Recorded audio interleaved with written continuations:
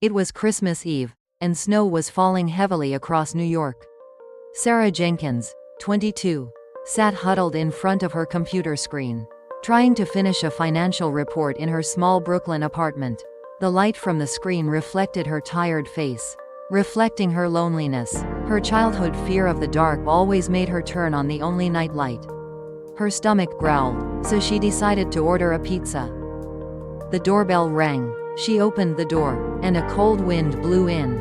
In front of her was a young man with a woolen hat pulled down over his head. But his eyes still sparkled with laughter. "Hi, I'm Jacob, your delivery man. Here's your pizza." He held out the steaming box. "You're still working this cold tonight?" "Yes, deadline." Sarah smiled wryly. She shivered slightly. "You should really get some rest," Jacob said, his voice filled with concern. He was about to leave, but when he saw her shivering, he hesitated. He took off his thick coat, which still had a faint warmth to it. "You should wear this for now. It'll keep you warmer. I'll come back and get it later." No need," Sarah refused, but Jacob draped the coat over her shoulders. "Have a warm Christmas." He turned away, leaving Sarah with his coat still warm from his touch. The first seed of love was planted on a cold, snowy night. Jacob Miller, 25, sat on his old motorbike, his face beaming. He loved this delivery job, not because it paid well, but because it gave him the opportunity to see New York and the stories behind each door. He was a talented artist, but the financial burden of his mother's heart surgery forced him to put his dream on hold. The image of the brunette with sad eyes still echoed in his mind. "Deadlines spare no one," he repeated her words, then smiled. He stopped his bike on the side of the road, took out his sketchbook, and began to draw the image of the girl and the cold, snowy night. He felt the loneliness in her eyes, a sadness that he had also experienced. He remembered his dream, of an art exhibition, of his paintings hanging in galleries.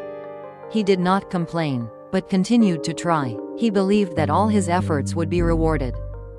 A week later, on a hurried morning, Sarah was cycling to work.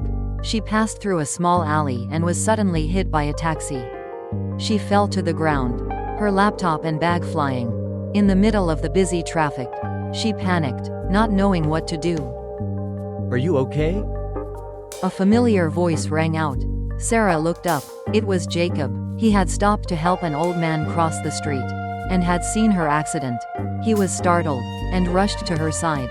He helped her up, carefully picking up each piece of paper. "She was in trouble again. You have a skinned knee," Jacob said, his voice filled with worry. He quickly took a cotton pad and a small bottle of water from his pocket. Carefully disinfecting her wound, he helped her into a nearby cafe. Sarah felt warm inside, as if a relative was by her side. "I don't know what I would do without you," Sarah said, her eyes still wet. "You don't need to thank me. Just know that there are still many people in this world who are willing to help you." Jacob smiled. Sarah's knee injury was more serious than she thought, and she had to be hospitalized for treatment. Jacob, after finishing his work, came to visit her. He brought a bouquet of flowers and a sketchbook. During her days in the hospital, Jacob was always by her side, telling stories, reading books, and sketching small pictures with her. "Jacob, I didn't know you were an artist," Sarah said, admiring his painting of autumn leaves. "I'm not a professional artist, just a lover of beauty." He smiled. "These drawings help me forget my hardships, and I want to share them with you." Sarah looked at Jacob, an indescribable feeling rising in her heart. Their love did not start with sweet words, but with caring actions, understanding and sharing. After Sarah was discharged from the hospital, they began to keep in touch more often. Phone calls and text messages became an indispensable part of their lives. They shared everything with each other, from happy and sad stories at work to secret dreams and ambitions. "Do you ever feel tired of work?" Sarah asked in a phone call. Yes, there were times when I wanted to give up, but thinking about my mother and my dream gave me more motivation.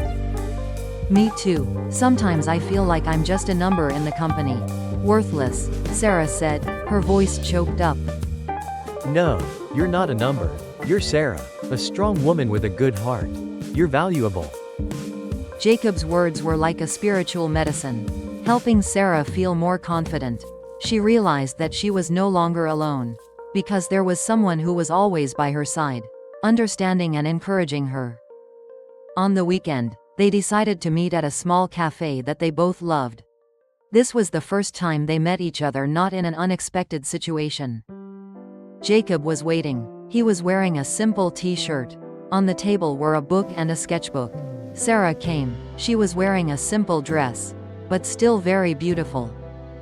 "Hello," Sarah said, smiling slightly. Hello, you're here.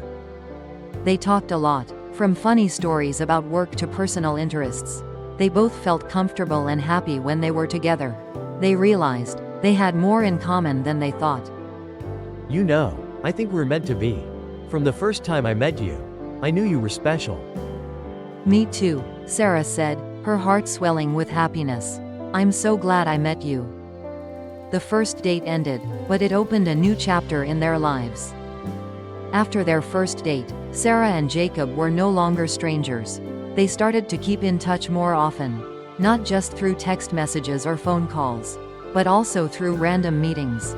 They explored hidden cafes in the back alleys of Brooklyn, or simply took walks in Central Park, where the leaves were starting to change color.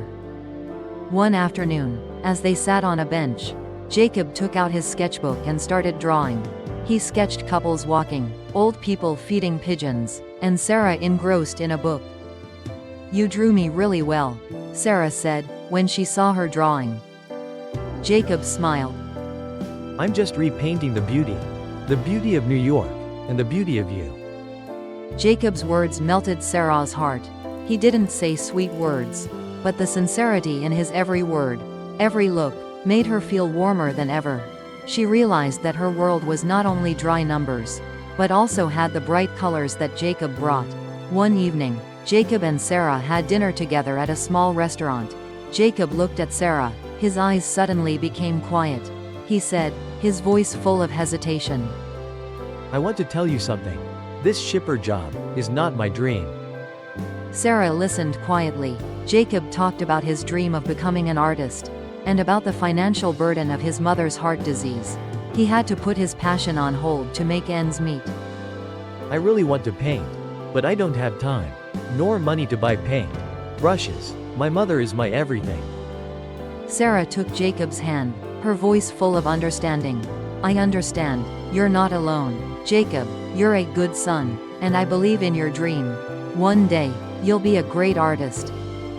Jacob looked at Sarah, his eyes filled with tears. She was not only a listener, but also someone who understood and encouraged him.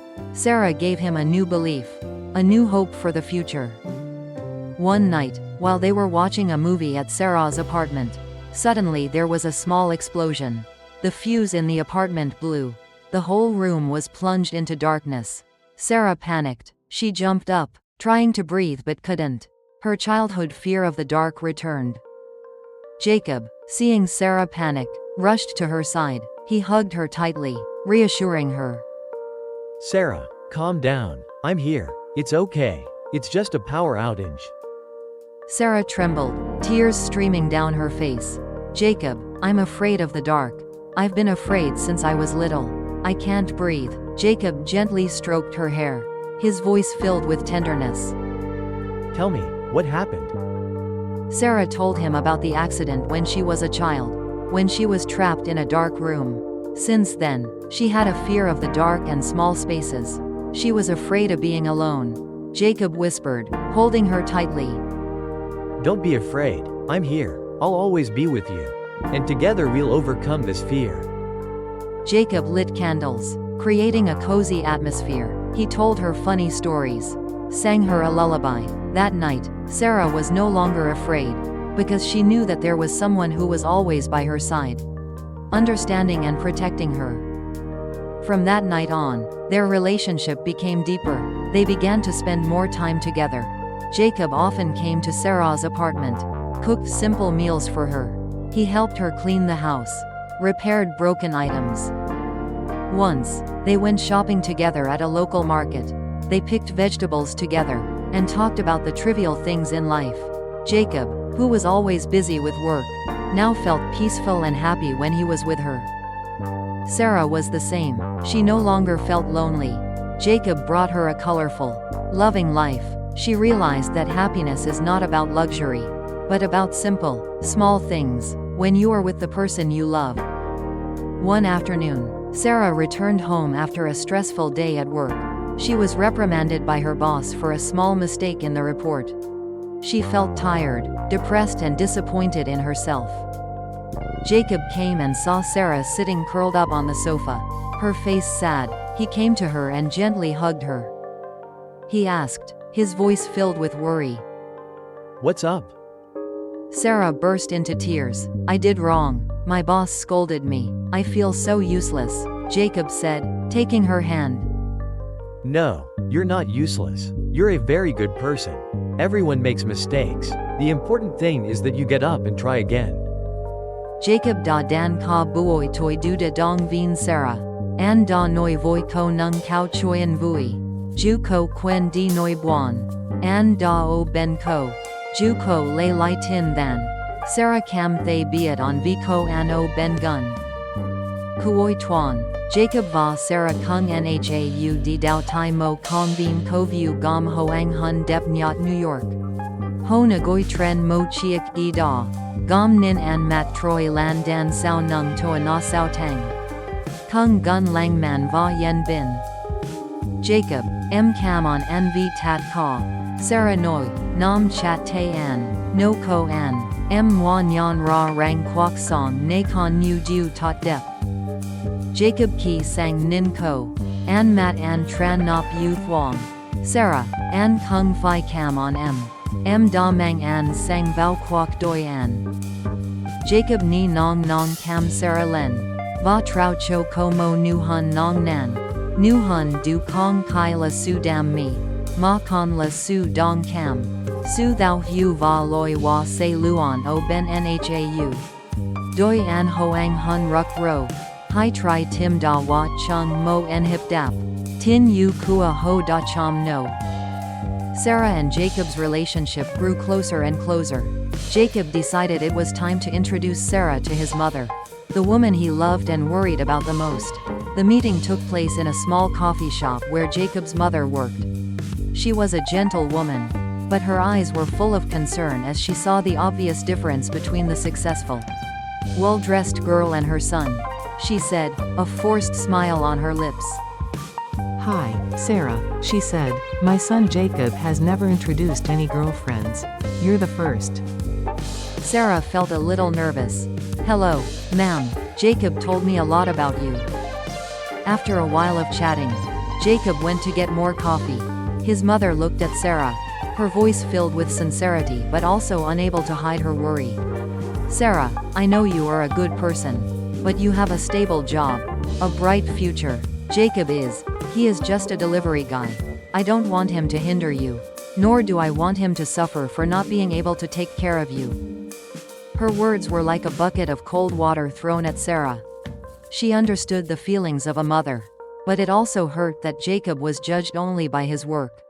She looked at Jacob who was returning, smiling as if nothing was wrong. But in her heart she began to worry. A week later, at the company, Sarah received unexpected good news. She was promoted to the position of team leader. A big step forward in her career. The new position meant a higher salary, but also more pressure and longer hours. "Sarah, this is a great opportunity for you," her boss said. "This job will be more demanding, but I believe you can do it." Sarah was excited, but also a little confused. She would have to work more, and that meant less time with Jacob. She called him, her voice filled with joy but also worry. "Jacob, you got promoted." "That's amazing. I'm proud of you." But then there was a pause. He knew that her promotion meant that the distance between them would grow even wider. He, a shipper, and she, a finance team leader. Could they continue? Sarah's new job was taking over. She barely had time for Jacob. Dates were cancelled. Texts were returned late. Jacob could feel her drifting away. Jacob asked in a phone call. "Are you busy, Sarah?" I've been waiting for you all afternoon and you haven't called back? I'm sorry, Jacob, I've been so busy with my new job. I forgot, Sarah said, her voice tired. Please don't be mad at me. Jacob said, his voice full of sadness. I'm not angry. I just feel like we're drifting apart. I feel like I'm standing still while you keep walking. Jacob's words hurt Sarah. She knew he was hurt, but she was also under pressure from work. She didn't know how to explain. The call ended, leaving a big void in both of their hearts. After that call, they decided not to see each other for a while. Sarah returned to her lonely life. She worked all night, coming home exhausted. At night, she had to turn on the night light again. The fear of the dark returned once again. But this time it was more terrible. That fear was not just the darkness, but also missing Jacob, the fear of losing him. She remembered the days together. The simple dates, his warm words of encouragement. She missed his smile, his loving eyes. She realized that she couldn't live without him. Money, work, couldn't fill the void in her heart. Jacob, after talking to Sarah, also felt extremely miserable. He neglected his work and just sat there drawing. But his drawings were now all black and gray. His mother, seeing her son sad, understood the problem. She knew that only Sarah could bring happiness to her son. One afternoon, she went to see Sarah at the company. She gave her a letter. Sarah, I'm sorry for what I said. I was wrong. Love isn't just about work or money. Jacob has never been happier than when he was with you. Fight for your love, Sarah. Don't let the two of you suffer because of what adults say. Sarah held the letter, tears rolling down her cheeks. She realized she couldn't give up on Jacob. She would fight for her love. After receiving the letter, Sarah decided to go see Jacob. She went to his apartment, found him drawing. His paintings were now filled with black and gray. Sarah called out, "Jacob." He turned around, surprised to see her. Sarah, what are you doing here? "I came to tell you that I love you. I won't let work, or anything else, get in the way of our love," Sarah said, her voice filled with determination. Jacob looked at her, his eyes sparkling again. He took her hand, leading her to a painting. It was a large painting, depicting Sarah, her eyes sparkling with joy. The painting was called, "Your Light," Jacob said, holding her tightly. Sarah, this painting is yours. You are the light in my life, and I will fight to keep this light. Together they overcame the first challenges. Their love, now not only romantic, but also steadfast and courageous. After returning from Jacob's apartment, Sarah's heart was filled with strength. She realized that her love for him was stronger than any work pressure or prejudice. The next morning, she went to the office. Not tired but determined, she made an appointment to meet her boss. "I love this job, sir," Sarah said, her voice full of confidence. "But I realize that there is more to life than work. I want balance, and I will not let work take me away." Her boss looked at her, surprised at this change. "You did great, Sarah. I understand what you want. We will find a way for you to have balance." After that, Sarah called Jacob, her voice full of joy. "Jacob, I talked to the boss. He agreed. I'll have more time for you," Jacob said, his voice filled with emotion. Sarah, I'm so proud of you. I love you. Sarah decided that it was time for her to do something for Jacob, as he had done for her. One afternoon, she happened to read an announcement about a competition for talented young artists, with a solo exhibition as the prize. Sarah secretly signed up for Jacob. She took pictures of his paintings, including "Your Light," and sent them to the organizers. She believed in his talent, and she wanted him to shine. She did not tell Jacob, but silently supported him. A week later, the organizers called Sarah and informed her that Jacob had been selected. Sarah was very happy, but she kept it a secret, wanting to give him a big surprise. On the day of the exhibition, Sarah took Jacob to a small but cozy gallery in the city center. Jacob was surprised to see his name on the sign. Sarah, this is your first exhibition, Sarah said, holding his hand tightly. "I believe in you." Jacob looked at her, tears streaming down his face. He had never expected her to do this for him. In the gallery, his paintings were hung prominently. Jacob's mother also came. She looked at her son's paintings, especially Your Light, and cried. She went to Sarah and hugged her. I'm sorry, Sarah, I was wrong. Thank you for believing in Jacob. She said, her voice filled with gratitude. The exhibition was a huge success. Jacob sold many paintings, and received many compliments. He became a well-known young artist. After the exhibition, Jacob received an offer to work at a prestigious design studio. He would be able to work in the field he loved, and have a stable income. He would be able to support his mother, and pursue his passion. Will you accept, Jacob? Sarah asked, her voice filled with joy. Jacob said, hugging her tightly. I will accept, but not for money or fame. I accept because I want a good future for us. I always believed in you, Sarah said, her heart filled with happiness. They had overcome challenges together. Their love was not just romantic, but also trust, support, and courage. Another stormy night had come to New York, but this time, Sarah was no longer afraid. She went to Jacob's apartment, not to seek shelter, but to be with him. Do you remember the first stormy night? Sarah said, looking at Jacob. I was scared then, but now, I'm not scared anymore, because I know, you're here with me. Jacob said, taking her hand. Me too. You brought light into my life. Jacob gently knelt down. He didn't have a diamond ring, but only a homemade ring from a small piece of wood, on which their names were engraved. Sarah, I know, this ring is not expensive, but it is all my love. Will you marry me? Sarah burst into tears, tears of joy rolling down her cheeks. I do, Jacob, I do. They shared a passionate kiss by candlelight, in the sound of falling rain. This was not an end, but a new beginning, a beginning to their happy life. They got married in a simple ceremony, witnessed by Jacob's mother and close friends. Sarah no longer worked all night. She learned to balance life and work. Jacob became a successful artist. His paintings were loved by many. He often painted Sarah, the one who brought light into his life. They lived a full life, not only with love but also with understanding, trust and support. Their love did not start from luxury, but from chance encounters, from challenges, and from sincere promises. Together they wrote the most beautiful love story, a story that will forever stay in their hearts.